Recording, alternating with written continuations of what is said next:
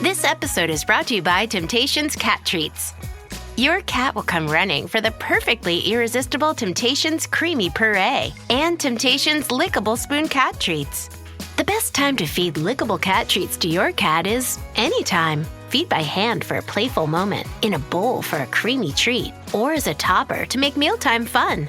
Visit TemptationsTreats.com to learn more.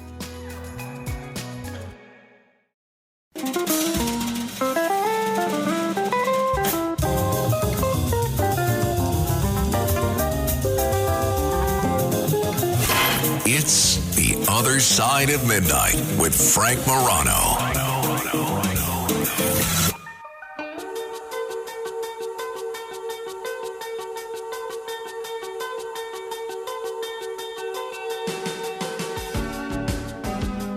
This is The Other Side of Midnight. I'm Frank Morano. It's no secret there's quite a bit going on in the Middle East. And like everything else with the Trump administration, every day it seems like there's a new once-in-a-generation news story. Last week, it was that the United States was going to take over Gaza. And then a couple days later, that was reiterated after it was backed off by some of the White House team.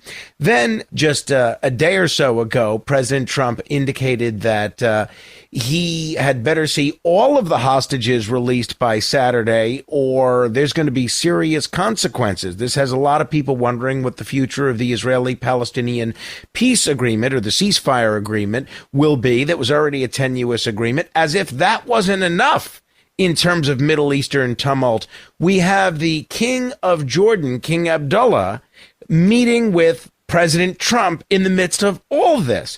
Here to help us sort some of this out is Dr. Trita Parsi. He's an award-winning author and co-founder and executive vice president of the Quincy Institute for Responsible Statecraft. Dr. Parsi, it's a shame there's nothing interesting to talk about. I know. It's so uneventful these days. Indeed it is. Let me begin with the Trump-Gaza plan. Initially, the president comes out and says he wants to build sort of a Middle Eastern version of the Riviera, and people were comparing it to Mar-a-Lago on the Middle East. And then within a day, after people talked about, including very interventionist Republican senators like Lindsey Graham, people were saying that this was probably not practical and not something that Americans would have the appetite to do. They backed off of this a little bit. And then over the weekend, the president on Air Force One reiterated, no, we want to go forward with this. What are your thoughts on the Trump plan to have the United States take over Gaza? So, as you know, I'm actually been quite supportive of some of the things that President Trump has said. He doesn't want to do more foreign wars. He wants to end the forever wars. He wants to bring troops home, focus more on the United States. And he has made it clear that he doesn't think the United States should engage in nation building. Well, taking over Gaza is nation building on crack. This is completely contradicting what Trump has promised the American people. Perhaps it's a negotiating tactic. I would hope it is. But if he's actually serious about it, I fear that this is going to be a mistake of the magnitude of the invasion of Iraq itself, because of the massive destabilizing effects it will have in the region, and for the manner that it will drag the United States back into the Middle East at a time when the vast majority of Americans want to get out. He's talking about pushing 1 million to 2 million Palestinians into Egypt or into Jordan. For Jordan, this is an existential threat. 50% of the Jordanian population are already Palestinian refugees. 50%. And now Trump wants them to take another 1 million or 2. This is going to cause the collapse of Jordan, which is actually one of the most stable countries in the Middle East, and a very good friend of the United States. Moreover, we already now have about 100 American special forces on the ground in Gaza manning the checkpoint. So we're already back in. And again, I think it's just going to be the same repeat of what we have seen. And every time the United States tries to fix the Middle East or try to mold it in its own image, whether it's because we wanted to spread democracy or whether it now is because we want to spread beach resorts. I think it's a really bad idea that does not serve U.S. interests, is completely in contradiction to international law, because we're essentially talking about ethnically cleansing Gaza. I appreciate that President Trump wants to think outside of the box. He wants to do something different. And I think that's right in many ways, because what we've done so far has been disastrous. But just because it's different doesn't mean that it's right.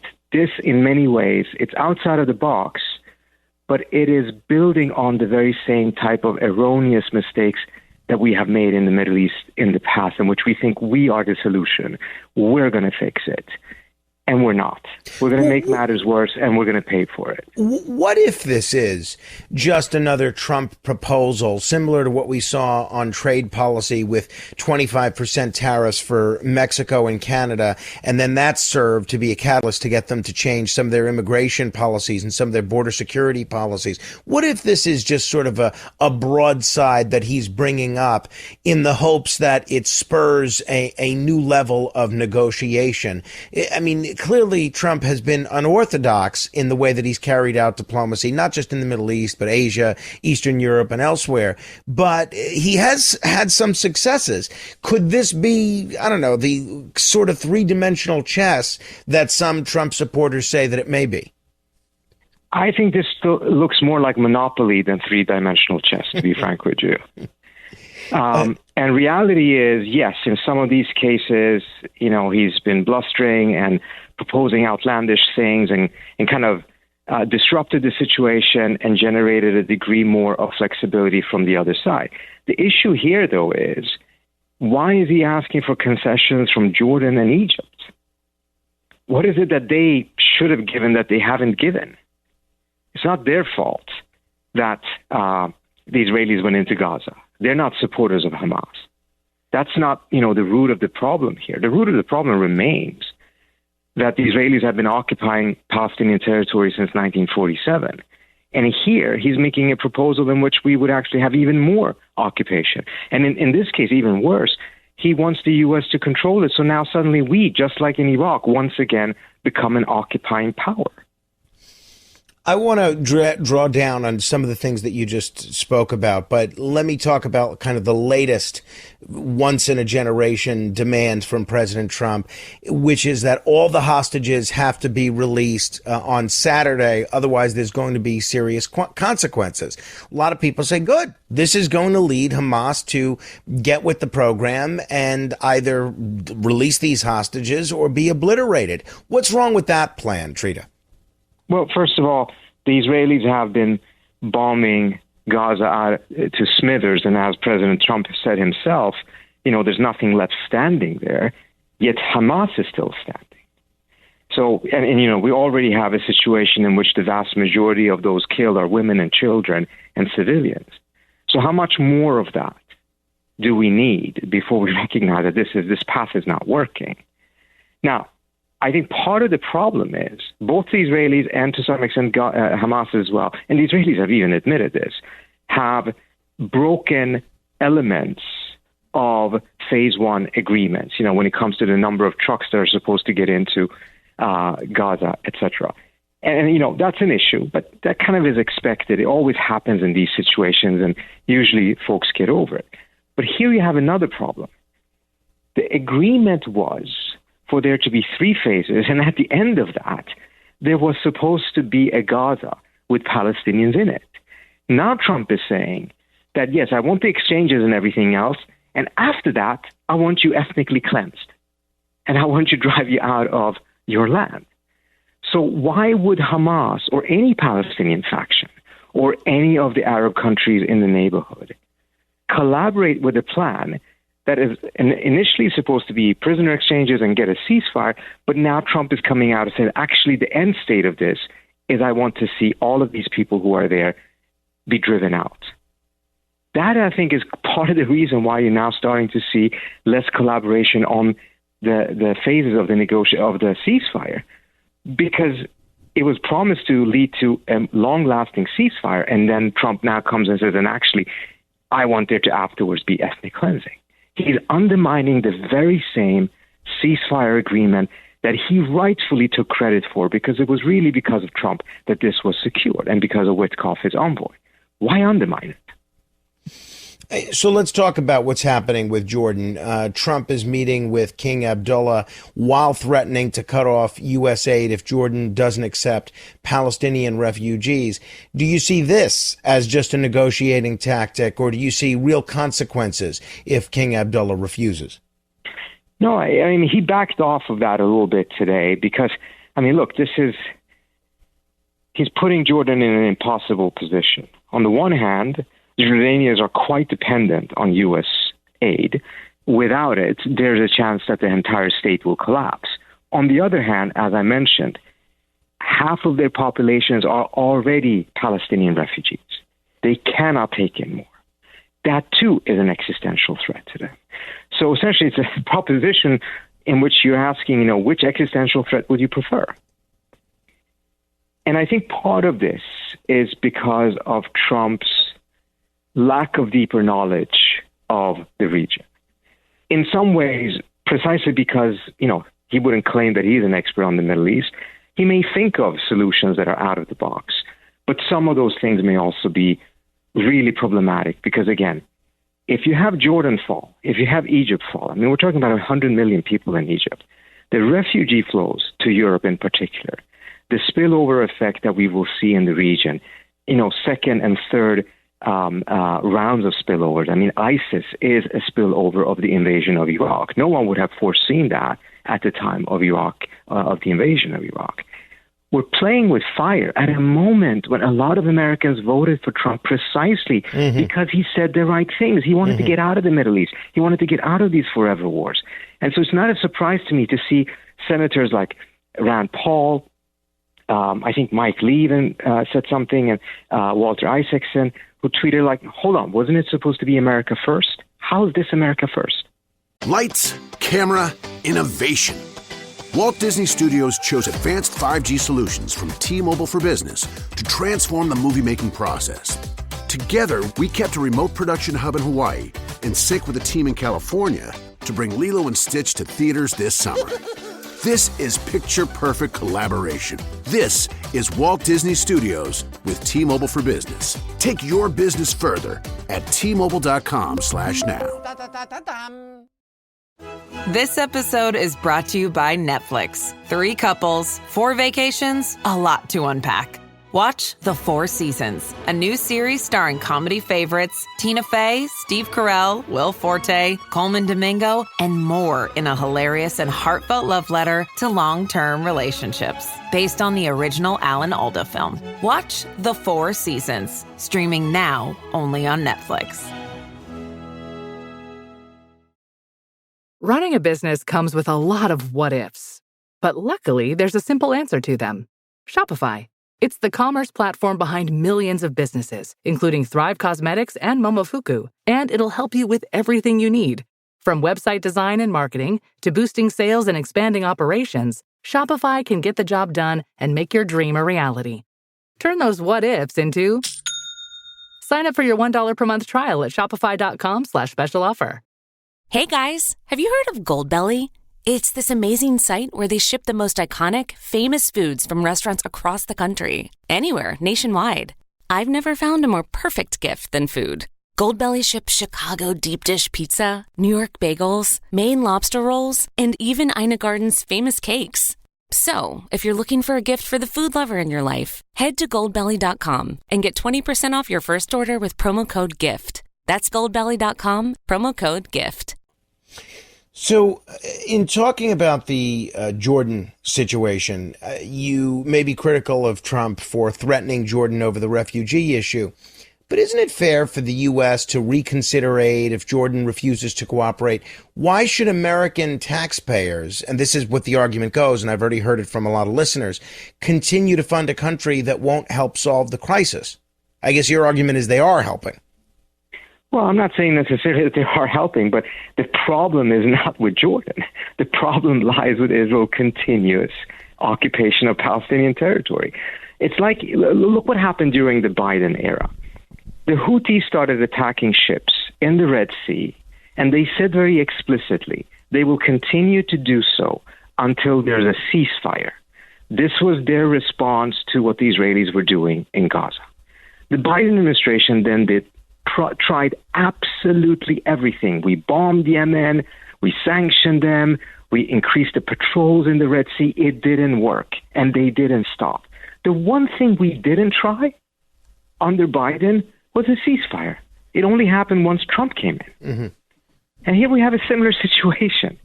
There is a very obvious problem here, which is the occupation. And we're doing everything except addressing the occupation. We're putting pressure on Jordan and Egypt to take in more Palestinian refugees instead of actually putting some pressure to make sure there is a Palestinian state, as international law calls for, as the International Court of Justice ruled just last year, as the UN General Assembly passed a resolution in September of last year. Like the obvious solution is staring us in the eyes, and then we're trying everything else except the obvious solution. Obviously, I think ultimately everybody or almost everybody wants the same thing. Everybody wants Israel to be able to live in peace and security, and everybody wants innocent Palestinian civilians to not be killed or maimed. You keep saying, and if people are just tuning in, by the way, we're talking with Dr. Trita Parsi. He's with the Quincy Institute for Responsible Statecraft. You keep saying the issue is Israel's continued occupation of Palestinian territory. But whenever I've had you on the radio or others have made similar points, a lot of folks always bring up that Israel pulled out of Gaza completely in 2005. Instead of peace, Hamas took over. They launched thousands of rockets and used international aid to build terror tunnels. If occupation is the problem, why did Hamas choose war over governance when Israel actually left? Because fundamentally, the premise of that argument is wrong. Israel never left Gaza. According to international law, if you continue to control the borders and what goes in and out of a territory, you are still engaged in an occupation. The Israelis continue to have complete control of the airspace, of the land borders, and the sea borders of Gaza. This is not a secret. They were openly talking about that. They decide how many calories the average Gazan is going to be able to have access to because they control everything. And it didn't work because October 7th still happened. Everything Israel has done till this point has been to either increase the occupation, intensify the occupation, make the occupation more repressive, and it has not brought security to Israel. It has not brought security or peace to the region as a whole. It has cost the United States a tremendous amount of dollars, and it's really not putting us in any way, shape, or form, anyone in the region, on a path towards peace. If there had been a complete deoccupation of Gaza, in which the Israelis are not in control of these different things, then I think there could have been that argument be made. But it's just simply not the case. And this is this went up into the International Court of Justice as well, and they ruled that the occupation never ended as a result of the manner in which the Israelis continued to control the borders. Hamas is now apparently delaying hostage releases, essentially using innocent people as bargaining chips. If Hamas were to release the hostages and stop firing rockets, wouldn't that put an end to this crisis and make it easier to have a permanent ceasefire? Obviously, Hamas needs to release all of those hostages. Those hostages would never have been taken. But you're talking about rockets. I mean, the discrepancy here is just ridiculous in the sense of the Israelis have bombed Gaza more than Dresden was bombed, more than all of the bombs the U.S. dropped on Iraq and Syria combined. A few rockets in comparison is it's an unfair comparison. It's making it look as if that's the only reason why this is happening, as if everything started on October 7th. That occupation has been going on since 1947. So, of course, Hamas needs to release the hostages. But even when they have, listen to what Netanyahu himself said in the Knesset. I think it was yesterday or the day before. He said that now we are close to a total victory as a result of Trump saying, let's depopulate Gaza and turn it into a beach resort. He was never eager to go beyond phase one in this deal that Trump negotiated. And now with Trump saying that afterwards I want to see the depopulation of Gaza, he has now been given essentially a free card to completely set aside all of these different things, not uphold it, and choose the complete depopulation of Gaza instead of actually vying for some sort of a compromise, because he's talking about total victory. And what's interesting here is that the Israelis or the Trump administration really believed that if they could get the Saudis to normalize relations with Israel, this would be so valuable to Israel's security that it was willing to give up at least a portion of the occupation. Instead, now we're seeing that despite the fact that the Israelis said that this is something that they're quite interested in, and they should be, when they have the choice between total victory and just completely getting rid of all of the Palestinians, pushing them further out, and between that and normalization with Saudi Arabia, and after that it would follow with more Arab states normalizing it with Israel, they're actually choosing the total victory of Bibi instead of actual normalization. And the sad part of that is that this has happened before. The sad part of it is that in the past, Palestinians have been driven out from their own territories, and it has not brought any security or peace to Israel. If it had, we wouldn't be in this situation in the first place. So, all you're going to see is that these refugees are going to be pushed into other places. It's going to destabilize those places. It's going to bring about all of the negative things that come with that instability, which is more extremist organization, and it's going to spread throughout the entire Middle East, and it's also going to backfire on Israel, as all previous instances of this type of policy has done. If Netanyahu suddenly allowed all of the aid that Hamas is demanding, do you honestly believe that they'd stop attacking Israel, or would they just regroup and rearm? If there is an absolute deal in which all of the things that have been agreed upon in phase 1, 2, and 3 of this deal, then we would be faced with a situation in which there is an actual possibility to see Hamas more or less disappear politically from Gaza. It is not a peace deal, but it is a ceasefire that can bring about that type of a situation. And the pathway to it is clear. This is what Witkoff negotiated on behalf of Trump. Everyone suspected, because Netanyahu himself said, he said it openly, don't worry, we don't have to go to phase 2. It's just a phase 1, which means after phase 1, sometime in the next 2 weeks, the bombardment of Gaza would begin again. So it was clear to many that that is what his preference is, because again, if the war ends completely, then some of the legal problems of Netanyahu is going to come back up again. What I think is surprising is that Netanyahu never had to try to get out of the deal, because by Trump talking about depopulating Gaza, he's just made that possibility open for him. And it's no longer going to be Netanyahu walking out of the deal, because the deal itself is not going to be standing, because the end state of the deal has now suddenly been changed. Mm-hmm. Mm-hmm. Let me end with this, and I've enjoyed the discussion, and I hope you'll come back.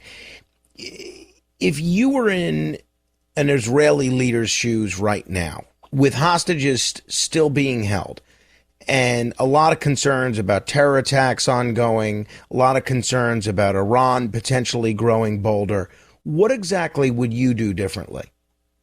Well, first of all, it's not as if what they're doing right now is addressing those issues. Look what the former Israeli defense minister, who just resigned a couple of weeks ago, said. This very same deal was on the table in May and in July.